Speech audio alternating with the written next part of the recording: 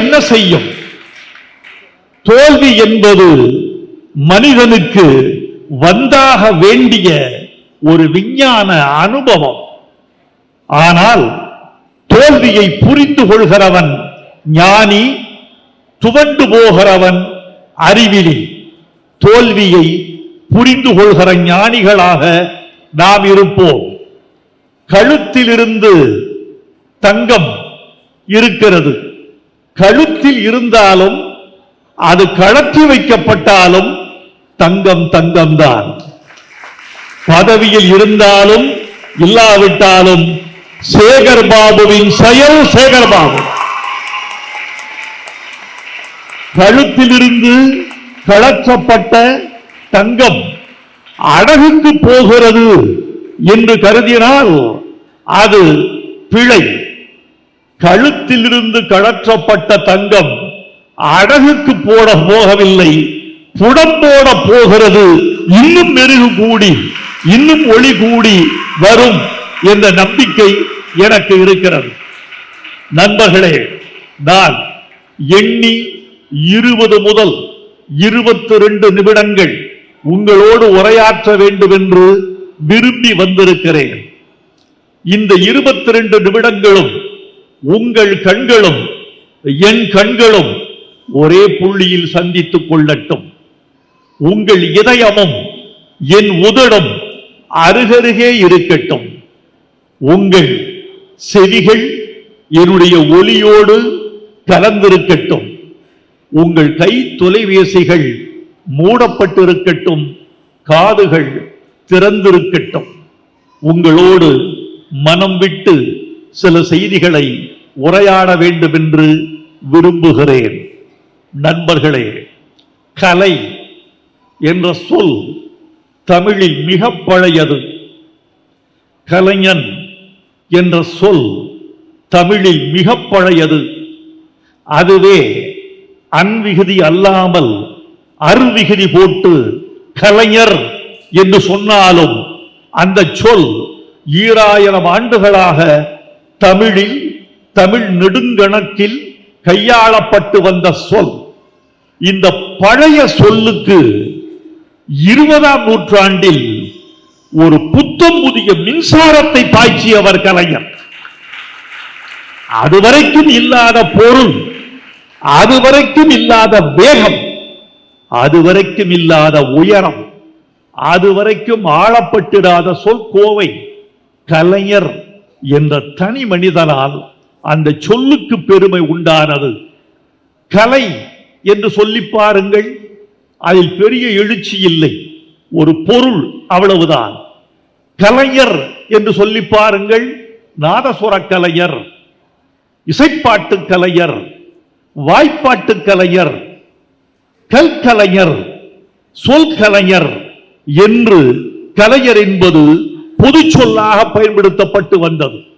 ஆனால் கலைஞர் என்றால் திருக்குவளையில் முத்துவேலருக்கு மகனாக பிறந்த மு. கருணாநிதி என்ற ஒருவரை மட்டும்தான் குறிக்கும் என்று தமிழ்நாடு பொருள் கொள்ளப்பட்ட பிறகு அந்த சொல்லுக்கு வந்த அடர்த்தி, ஆண்மை, பொருள், செறிவு, திட்பம், நுட்பம் எல்லாம் அதிகம். இன்று 103வது பிறந்த நாளை சேகர் பாபு அவர்கள் இந்த மன்றத்தில் கொண்டாடி கொண்டிருக்கிறார்.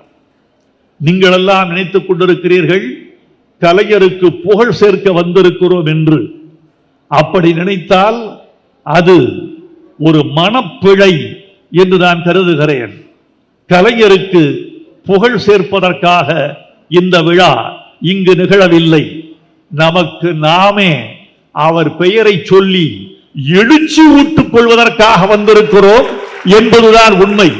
அவர் பெயர் ஒரு வெற்றி, அவர் பெயர் ஒரு சரித்திரம், அவர் பெயர் ஒரு ஆறுதல், அவர் பெயர் ஒரு வியூகம், அவர் பெயர் எதிர்காலத்திற்கான வழிகாட்டுதல் என்று கருதி கொண்டால் அவரை நீங்கள் புரிந்து கொள்வது இந்த நேரத்துக்கு பொருத்தமாக இருக்கும் என்று நினைக்கிறேன்.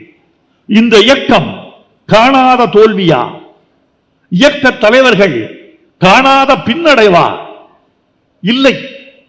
என் நண்பன் ஒருவன் நன்றாக சொன்னான், ரப்பர் மரத்துக்கு ரணங்கள் புதிதல்ல. ரப்பர் மரத்தினுடைய குணமே அது அறிவாளால் கீறப்படுவதுதான், வெட்டப்படுவதுதான்.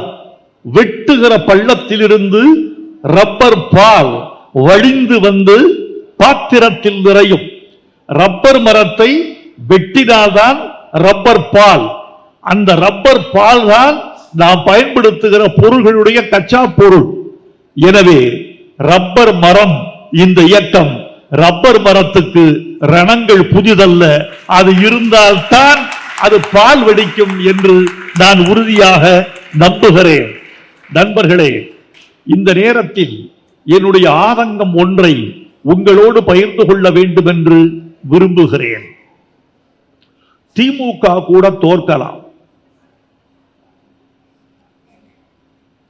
முத்துவேல் கருணாநிதி ஸ்டாலின் தோற்றிருக்க கூடாது. நிலா தேயலாம், வானம் தேய்ந்து விடக்கூடாது. காற்றில் ஈரப்பதம் குறையலாம், கடலில் ஈரப்பதம் குறைந்திருக்க கூடாது. இதுதான் என்னுடைய ஆதங்கம். நன்மை செய்து தீமை வாங்கும் இதயம் கேட்பேன் என்று கண்ணதாசன் ஒரு பாடலில் எழுதியிருக்கிறார். அந்த இதயம் எதை கேட்கிறது? ஓர் இதயத்தை கேட்கிறது. அது எதை தாங்குகிற இதயம்? தீமையை தாங்குகிற இதயம். தீமை செய்து தீமை தாங்குகிற இதயத்தை கவிஞன் கேட்கவில்லை. நன்மை செய்து தீமை வாங்குகிற இதயத்தை கவிஞன் கேட்கிறான். நன்மை செய்தார், தமிழ்நாட்டுக்கு நன்மை செய்தார், தொண்டு செய்தார், இரவு பகலாக உழைத்தார். குளத்தூர் தொகுதியை இது தமிழ்நாட்டின் ஒரு தொகுதியா, சிங்கப்பூரின் ஒரு பகுதியா என்று கேட்கும் அளவுக்கு மாற்றி வைத்தார். அவர் தோற்கடிக்கப்பட்டார் என்றால் தமிழச் சாதியின் நன்றி உணர்ச்சியின் மீது நமக்கெல்லாம் சந்தேகம் வருகிறது. நண்பர்களே, அந்த தோல்வி ஒரு தோல்வி அல்ல. மே 4 ஒரு நாள் மட்டும்தான் தளபதி ஸ்டாலின் தோற்றிருக்கிறார். அந்த தொகுதி மக்கள் 365 நாளும் தோற்கடிக்கப்பட்டுக் கொண்டிருக்கிறார்கள்.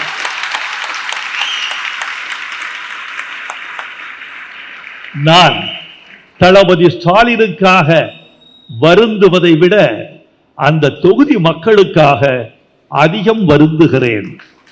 ஆனாலும் அந்த தொகுதி மக்கள் தமிழர்கள் என்பதனாலும், தமிழ்நாட்டு எல்லைக்குள் குடியிருக்கிற வாக்காளர்கள் என்பதனாலும், தமிழ்நாட்டின் சகல உரிமைகளையும் அனுபவிக்க உரிமை பெற்றவர்கள் என்பதனாலும் அவர்கள் அப்படி வாடிவிடக் கூடாது என்று ஒரு கவிஞனாக, எழுத்தாளனாக, சக குடிமகனாக அந்த மக்கள் துன்பப்படக்கூடாது என்றும் நான் விரும்புகிறேன். தோழர்களே, ஒரு உண்மையை சொல்லட்டுமா உங்களுக்கு? இதுதான் மிகப்பெரிய உண்மை. நான் 50 ஆண்டுகளாக இந்த இயக்கத்தோடு உங்களுக்கு இருக்கிறேன். இந்த இயக்கத்தோடு இருப்பது எதற்காக என்று உங்களில் யாராவது நினைத்து பார்த்தீர்களா? நான் உள்ளே வருகிற போது எனக்கு கிடைத்த அன்புதான் நான் சம்பாதித்திருக்கிற மிகப்பெரிய தமிழ் சொத்து என்று நினைக்கிறேன். என் மீது உங்களுக்கு எவ்வளவு பெரிய ஆசை, எவ்வளவு பெரிய அன்பு, நம்பிக்கை. ஒன்றை சொல்ல வேண்டும் என்று ஆசைப்படுகிறேன். இந்த இயக்கத்தில் 50 ஆண்டுகளாக நான் உடன் இருக்கிறேன். வெற்றியிலும் தோல்வியிலும் பக்கத்தில் இருக்கிறேன். கழுத்துக்கு மாலை வந்தாலும், கழுத்துக்கு கத்தி வந்தாலும் அருகில் இருந்து நான் காக்க முயன்றிருக்கிறேன், அல்லது தோளுக்கு மாலையை நான் மதித்திருக்கிறேன். பதவிக்காகவா, பணத்துக்காகவா, மந்திரி பதவிக்காகவா, சட்டமன்ற உறுப்பினருக்காகவா, ஒரு நாடாளுமன்ற உறுப்பினருக்காகவா? இவையெல்லாம் எனக்கு சரியாக வராது என்று தெரிந்தவன் நான் மிகவும் மதிப்பது எனது சுதந்திரத்தை. என் சுதந்திரத்தின் கழுத்துக்கு கத்தி வைக்கிற எதையும் நான் ஆராதிப்பதில்லை. தமிழ் எனக்கு கொடுத்த சுதந்திரத்தை மட்டும்தான் நான் பெருஞ்செல்வமாக கருதுகிறேன். ஆனாலும் கலைஞர் என்றால் எனக்கு காதல், தளபதி என்றால் ஓர் அன்பு, உதயநிதி என்றால் ஒரு பாசம், சேகர் பாபு என்றால் ஒரு நம்பிக்கை.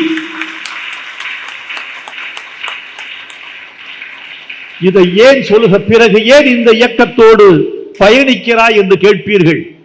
உங்களுக்கெல்லாம் ஊடகத்தார் 16 ஒளிப்பதிவு கருவிகள் இந்த கூடத்தில் இருக்கின்றன. எனக்கு தெரியும், ஒவ்வொரு ஒளிப்பதிவு கருவிக்கும் பின்னால் 10,000 மக்கள் இருப்பார்கள் என்பதை நான் உணர முடிகிறது. 1,60,60,000 பேர் இந்த நிகழ்ச்சியை பார்ப்பதற்கு வாய்ப்பு இருக்கிறது. இப்போது ஒரு 40,000 பேர் இந்த நிகழ்ச்சியை கண்ணுற்றும் செவியுற்றும் கொண்டிருக்கலாம். இன்னும் பல பேர் அதை காணலாம். இதன் வழியாக தமிழ் சமுதாயத்துக்கு ஒரு உண்மையை சொல்ல வேண்டும் என்று ஆசைப்படுகிறேன். பிறகு ஏன் இந்த இயக்கத்தோடு உனக்கு நெருக்கம் என்று கேட்டால் என் இதயம் சொல்லுகிற ஒரே பதில், தமிழ் மொழிக்கும் இனத்துக்கும் தியாகம் செய்த இயக்கமும், இன்னும் தியாகம் செய்யக்கூடிய உறுதி வாய்ந்த இயக்கமும், எனக்கு நம்பிக்கை தருகிற இயக்கமும், இருக்கிற இயக்கங்களில் வளமும் பலமும் வாய்ந்ததான இயக்கமும், இன்னும் 100 ஆண்டுகளுக்கு பயணிக்கக்கூடிய இயக்கமும் இதுதான் என்ற நம்பிக்கையோடு நான் என் தமிழை அழைத்துக் கொண்டு இவர்களோடு உரையாடி கொண்டிருக்கிறேன். நான் நேசிக்கிற தமிழ் உங்களிடமும் இருக்கிறது. உங்களிடம் உள்ள தமிழை நானும் நேசிக்கிறேன். ஒடுக்கப்பட்ட பகுதியிலிருந்து வந்தவன் நான். ஒடுக்கப்பட்ட மக்களுக்கு உங்கள் இயக்கம் காட்டுகிற உறுதியும் அன்பும் என்னையே மீட்டெடுப்பதாக தோன்றுகிறது என்று நான் உறுதிப்படுகிறேன். பெரியாரும் பேரறிஞர் அண்ணாவும் கலைஞரும் அதன் வழியே இன்றிருக்கிற தளபதியும் பாடுபட்டு கொண்டிருக்கிற இந்த இயக்கம் தமிழுக்கு இன்னும் நம்பிக்கை உள்ள இயக்கம், தமிழர்களுக்கு இன்னும் நம்பிக்கை உள்ள இயக்கம் என்ற உறுதியான வேர்வையில் நான் பாடிக்கொண்டிருக்கிறேன். நண்பர்களே, தோல்வியை நீங்கள் எப்படி எடுத்துக் கொள்கிறீர்களோ அதில் இருக்கிறது உங்கள் மேன்மை, அதில் இருக்கிறது உங்களுடைய எதிர்காலத்தின் நன்மை. காதலியின் பெருமை பிரிவில் தெரியும், தாயின் பெருமை அவள் மறைவில் தெரியும், நண்பனின் பெருமை வறுமையில் தெரியும், ஒரு தலைவனின் பெருமை தோல்வியில் தான் தெரியும். வெற்றி என்பது உங்களுக்கு பகிர்ந்து கொடுப்பதற்கு, தோல்வி என்பது ஒரு தலைவன் மட்டும் தாங்கிக் கொள்வதற்கு. எது பெரியது? உங்களுக்கு பகிர்ந்து கொடுக்கிற வெற்றியை விட தனி ஒரு தலைவன் தானே தாங்கிக் கொள்கிறேன் என்று சொல்வதுதான் ஒரு தலைவனின் மாண்பு. செயற்குழு கூட்டத்தில் தளபதி ஸ்டாலின் பேசிய பேச்சு என் இதயத்தில் ஒரு அதிர்வை ஏற்படுத்தியது. அவர் சொன்னார், யாரும் யாரையும் குறை சொல்லாதீர்கள், தோல்விக்கு காரணம் யார் என்று யாரையும் விரல் சூட்டாதீர்கள், தோல்வியின் முழு பொறுப்பையும் நான் ஒருவன் மட்டுமே ஏற்றுக்கொள்கிறேன் என்று சொன்ன திராணி, என்று சொன்ன அருமை அவருக்கல்லவா தெரியும். நண்பர்களே, ஒரு உண்மையை சொல்லுகிறேன். இந்த தோல்விக்கு பிறகு நாம் காலத்தை புடம் போட வேண்டும். இயக்கத்தை இந்த தோல்விக்கு பிறகு நாம் செம்மை உறுத்த வேண்டும். என்ன நிகழ்ந்தது என்பதை நமக்கு நாமே சுய பரிசோதனை செய்து கொள்ள வேண்டும். நான் ஒன்றை சொல்லிக் கொள்ள வேண்டும் என்று ஆசைப்படுகிறேன். நான் எளியவன், அரசியல் அறியாதவன், உங்களோடு பயணிக்க வாய்ப்பு அற்றவன் அல்லது தகுதி கூட இல்லாதவன். ஆனாலும் நான் சொல்லுகிறேன், இந்த தோல்விக்கு காரணமான ஆட்கள் என்று நீங்கள் கருதுகிற ஆட்கள் யார் மீதும் நடவடிக்கை எடுப்பதற்குரிய காலம் இது அல்ல. யார் மீதும் நடவடிக்கை எடுப்பது இது அல்ல என்று நான் சொல்வதற்கு காரணமே, எல்லார் மீதும் தவறு இருந்தால் யார் மீது நடவடிக்கை எடுப்பது? இது நம்மை நாமே தேற்றிக்கொள்ள வேண்டிய காலம். ஜப்பானில் ஒரு கதையை சொல்வார்கள். இந்த தோல்வியை நாம் உரமாக இட்டுக்கொள்ள வேண்டும். ஜப்பானிய எரிமலை வெடிக்கும், எரிமலை குழம்புகள் விசிறி பரவும், பல ஊர்களையெல்லாம் அக்கினி குழம்பு நனைக்கும். எரிமலை குழம்பு வந்து விழுந்த கிராமத்து மக்கள் ஊரை விட்டு ஓடிவிடுவார்கள். சில மாதங்கள் கழித்து ஊருக்கு திரும்புவார்கள். எரிமலை குழம்புகள் ஆறி கிடக்கும் சாம்பலாக. அந்த சாம்பலை அள்ளி நிலத்திலே விதைப்பார்கள். அந்த சாம்பலை போன்ற உயர்ந்த உரம் உலகத்தில் இல்லை என்பதை ஜப்பானியன் அறிவான். அந்த சாம்பலை நிலத்தில் விதைத்த பிறகு சாகுபடி செய்வான். ஒரே ஒரு விளைச்சலில் 3 மடங்கு சாகுபடி காணக்கூடிய வலிமை அந்த சாம்பலுக்கு உண்டு. அந்த சாம்பல் தான் இந்த தோல்வி. அந்த விவசாயி தான் நீங்கள். அந்த விளைச்சல் தான் எதிர்காலத்தில் நீங்கள் காணப்போகிற வெற்றி என்று நீங்கள் கருதி கொள்ள வேண்டும். இதுதான் மக்களை அதிகமாக சந்திக்கிற காலம் என்று நான் உறுதியாக நம்புகிறேன். கலைஞரை பற்றி ஒரு உறுதியான சம்பவத்தை நான் சொல்லுகிறேன். எந்த ஒரு சம்பவத்தையும் ஆதாரம் இல்லாமல் மேடையில் பேசுகிறவன் கோழை அல்லது பொய்யன். எதையும் ஆதாரத்தோடு பேச வேண்டும் என்பது என்னுடைய பேச்சு கொள்கைகளுள் ஒன்று. இப்போது நான் சொல்ல போகும் சம்பவத்திற்கு மிகப்பெரிய ஆதாரம் உண்டு. அந்த ஆதாரம் யார் என்றால் நான் தான். கண்கண்ட சாட்சி, செவியுற்ற சாட்சி நான் தான். பக்கத்தில் இருந்து பார்த்தவன் நான் தான். ஒரு முதலமைச்சராக இருக்கிறார் கலைஞர். ஒரு கூட்டம் முடிகிறது. அப்போது ஆலிவர் ரோட்டில் அவர் குடியிருந்தார். அமைச்சர்கள் கார்கள் பின்தொடர ஆலிவர் ரோடு இல்லத்துக்கு மாலை 5 மணிக்கு வருகிறார். அங்கு சிறிது ஓய்வெடுத்து விட்டு பெரியார் திடலுக்கு செல்ல வேண்டும் என்பது அடுத்த நிகழ்வு. பெரியார் திடலில் ஆசிரியர்கள் மாநாடு. அப்போது ஒரு தகவல் வருகிறது, ஆட்சி கலைக்கப்பட்டு விட்டது என்று. அப்போல்லாம் இமெயில் கிடையாது, ஃபேக்ஸ், தொலை நகல். இது மின்னஞ்சல், அது தொலை நகல். அந்த ஃபேக்ஸ் அந்த செய்தி வருது, ஆட்சி கலைக்கப்பட்டு விட்டது என்று. உடனே அந்த இடத்தின் மொத்த வானிலை மாறிவிட்டது. சொற்கள் மறைந்து விட்டன. மகிழ்ச்சி உறைந்து விட்டது. சற்றே வெளியே பார்த்தேன். எந்த காரிலும் தேசிய கொடி இல்லை, கட்சி கொடி பறக்கிறது. ஒரு அமைச்சர் சொல்கிறார், வேணாண்ணே, இந்த மக்களுக்கு இவ்வளவு பாடுபட்டு கடைசியில் என்னத்தை கண்டீங்க, இந்த கூட்டத்துக்கெல்லாம் போக வேண்டாம்னே, கொஞ்சம் டீ சாப்பிட்டு ஓய்விடுங்கண்ணே. ஒரு அமைச்சர் சொல்லுகிறார், பெயர் தெரியும், ஆனால் இப்படி சொன்ன அமைச்சருக்கு புகழ் வராது என்பதனால் அவர் பெயரை நான் இதயத்தில் பத்திரப்படுத்தி வைத்துக் கொண்டிருக்கிறேன். கலைஞர் சொன்னார், என்னது கூட்டத்துக்கு போக வேண்டாமா? மக்களை சந்திக்க வேண்டிய நேரமே இதுதான் ஐயா, எடு வண்டிய. கலைஞர் சொன்ன இந்த செய்தியைத்தான் இயக்கம் இன்று தன் இதயத்தில் எழுதி வைத்துக் கொள்ள வேண்டியிருக்கிறது. மக்களை சந்திக்க வேண்டிய நேரம் இதுதான். எப்போதும் மக்களை சந்தித்துக் கொண்டிருந்தவர் தளபதி ஸ்டாலின். எனக்கு அவரிடம் பிடித்த விஷயம் என்ன தெரியுமா?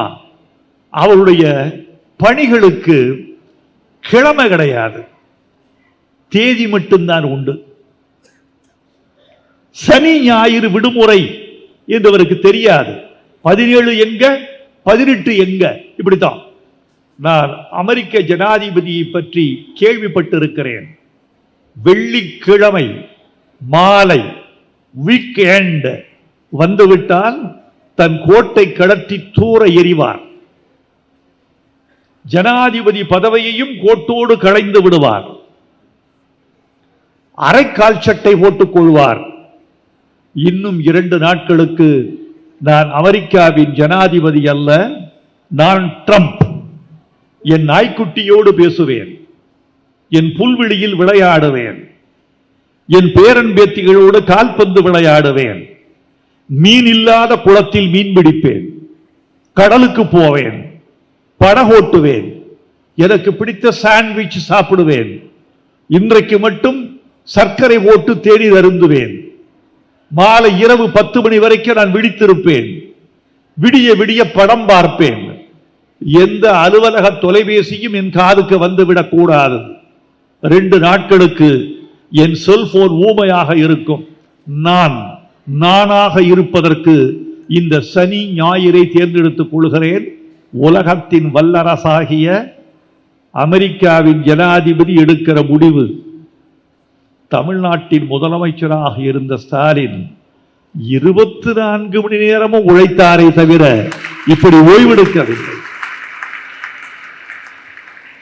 அந்த உழைப்பு தான் அவர் இன்னும் உங்களை கைதட்ட வைத்துக் கொண்டிருக்கிறது. இன்னும் தமிழ்நாட்டில் காணப்படுகிற பசுமைக்கு, சாலைகளுக்கு அவர் உழைப்பு தான் காரணம். இன்னும் மகளிரிடுகிற மகிழ்ச்சிக்கு அவர் உழைப்பு தான் காரணம். ஒரே ஒரு செய்தியை மட்டும் சொல்லி நான் விடைபெற வேண்டும் என்று ஆசைப்படுகிறேன். தோல்விகளை தளபதி ஸ்டாலின் அவர்கள்